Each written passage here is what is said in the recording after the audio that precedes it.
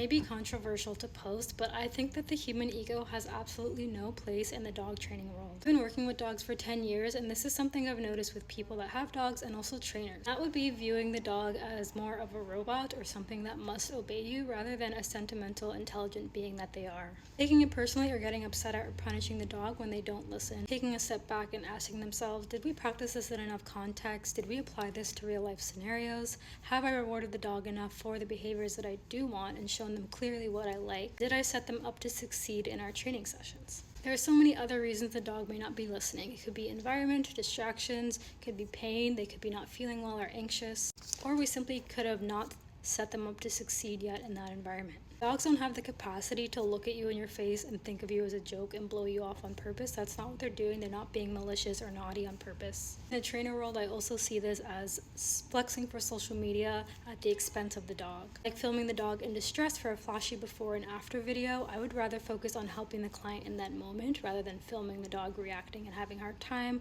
or provoking them to have a hard time on purpose. We've all seen those flashy off-leash walking throughout the city. I also think that's detrimental to the dog because at the end of the day, they are dogs. They could get startled by sound and run into traffic. And I also want to be considerate of people around me. Some people don't like dogs and are afraid of them.